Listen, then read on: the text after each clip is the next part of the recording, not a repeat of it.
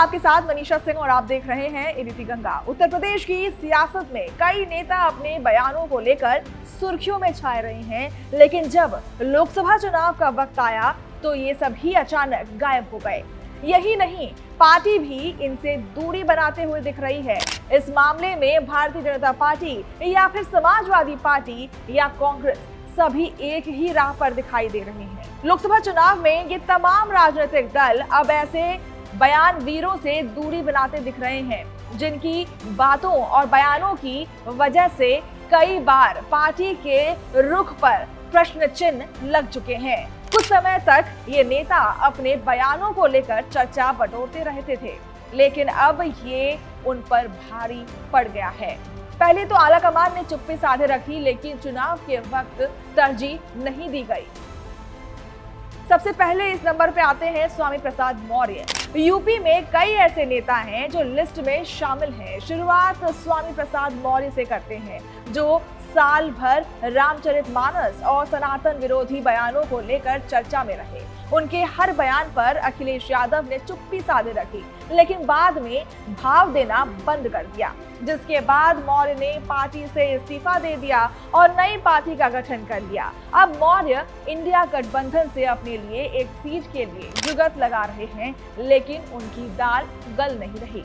दूसरी नंबर पर आती हैं संघमित्रा मौर्य। स्वामी प्रसाद मौर्य के बड़बोलेपन का खामियाजा उनकी बेटी संघमित्रा मौर्य को भी झेलना पड़ रहा है। बीजेपी ने बदायूं से उनका टिकट भी काट दिया। इस लिस्ट में एक नाम अपना दल कमीरावादी की पल्लवी पटेल का भी आता है। राज्यसभा चुनाव में पल्लवी पटेल ने खुलकर सपा अध्यक्ष के खिलाफ बयानबाजी की। नतीजा अखिलेश ने उनसे भी दूरी बना ली। और अब बात कर लेते हैं वरुण गांधी की। पीलीभीत से बीजेपी सांसद वरुण गांधी भी पार्टी लाइन से अलग हटकर बयानबाजी के चलते खूब छाए रहे। उनके बयान आलाकमान को नहीं भाए और चुनाव आते ही उनका टिकट भी कट गया और जितिन प्रसाद मौर्य को प्रत्याशी बना दिया गया।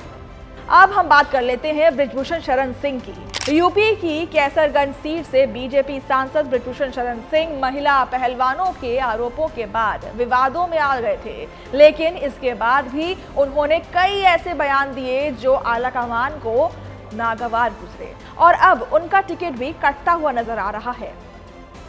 सुप्रिया श्रीनेत की बात कर लेते हैं और बीजेपी सपा के साथ इस लिस्ट में कांग्रेस का नाम भी शामिल है। कांग्रेस ने महाराजगंज सीट से प्रवक्ता सुप्रिया श्रीनेत को प्रत्याशी घोषित किया था, लेकिन कंगना रनौत पर उनकी टिप्पणी के बाद वो विवादों में आ गई, जिसके बाद उनका टिकट भी कट गया।